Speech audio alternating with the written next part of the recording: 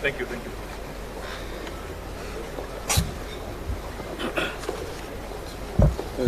Mike.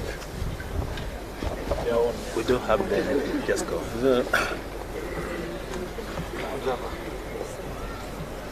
Are you ready? You ready?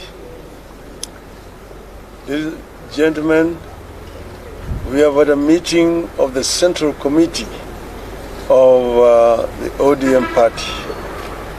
Central Committee is the organ of the party that deals with managerial issues in the party and also issues of policy.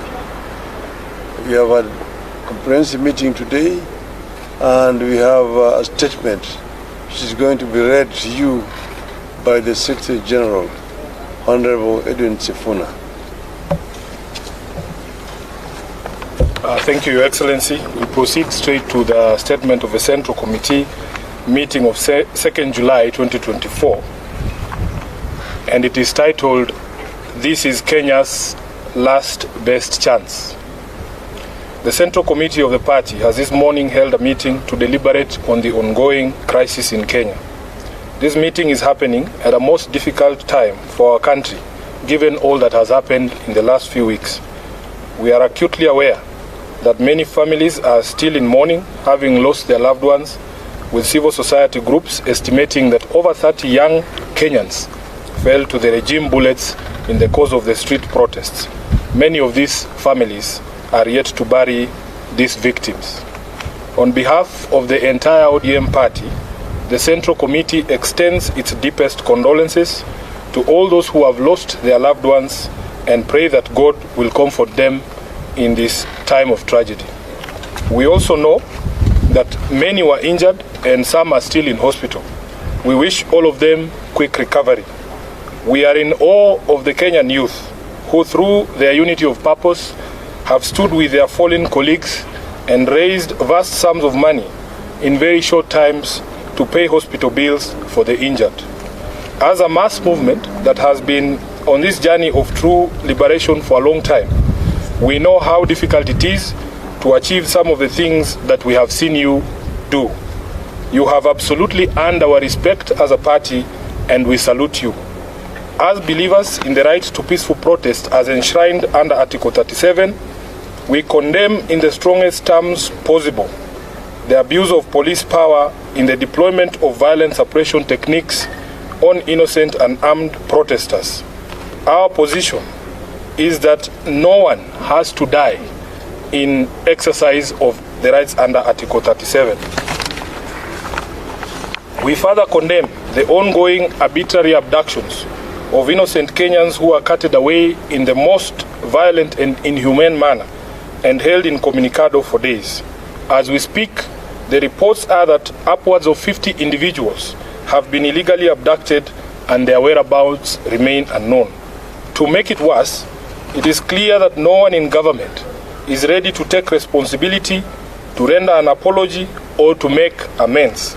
The head of state himself has tried to distance his regime from these killings, injuries, and abductions, instead conjuring up theories when everyone can see the blood on his hands. We have the most callous, insensitive, and obtuse regime in the history of Kenya. It is no wonder that chants of Ruto must go are ringing out all across our land. Government must never abdicate its responsibility to protect life and the property of its citizens.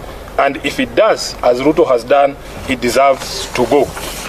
As a party that was founded on the tenets of social justice, we shall walk the journey of bringing about justice and accountability for all of the regime's crimes since they took power. We stand with the people in their quest to liberate themselves politically, socially, and economically. Kenyans asked us to stand with them against the punitive tax proposals in the finance bill, and we did. Of the 115 members of the National Assembly who stood with the people and voted against the bill on the floor, 73 were in fact members of ODM. We applaud these great patriots and thank them for being true representatives of the people.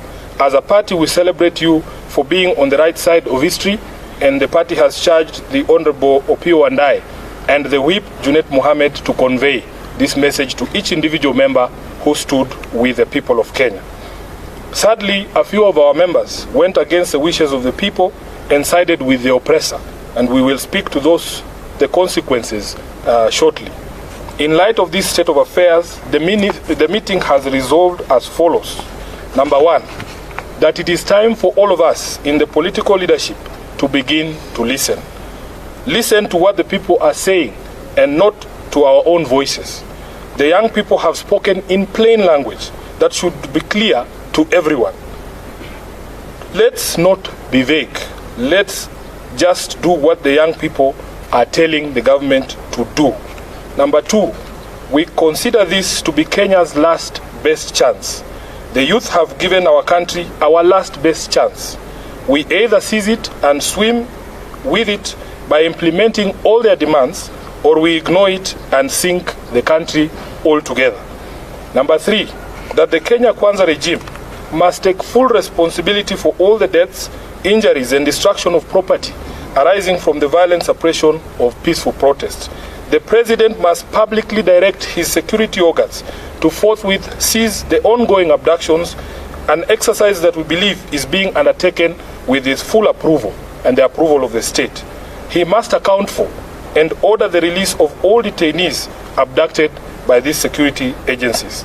Number four, that the Independent Police Oversight Authority must expedite investigations into all these incidents, including allegations of mass murder by police in Githurai and in Rongai. We were shocked to watch the President claim on live television that only one life was lost. It tells you how out of touch with reality he is. Number five, that in our view, what happened on the 25th of June 2024 amounted to a vote of no confidence in the Ruto regime. It is clear that this fact is totally lost on Ruto. It is reflected in his petulant proposals on how we manage our economy following the rejection of his tax bill. Instead of focusing on cutting wastage, opulence, and corruption in his regime, he is hitting back at the Kenyan people with threats to cut funding for the judiciary and the county governments. Six, that the ODM party will support credible austerity measures in the executive and in parliament. These two institutions have been expressly indicted by the people as citadels of largesse and wastage, with fresh memory of the invasion of parliament and standing threats for occupation of the executive seat of power. These two institutions must have an honest introspection on their contribution to our current predicament and take measures to lessen the taxpayers' burden. As a party funded by taxpayers ourselves, we will also be taking steps to scale down on our presence across the country and some of our activities to reflect this new economic reality. Lastly, that ODM shall initiate and lead recall processes in the following constituencies in light of the current office holders' repeated violation of their sacred oath and the wishes of their electorate. Number one, Game constituency. Number two, Bondo constituency. Number three, Navaholo constituency. Number four, Kajiado Central. Number five, Ikolomani. And lastly, Suba South in Homa Bay. Thank you. That is the end of the statement. Yeah, we do. Eric.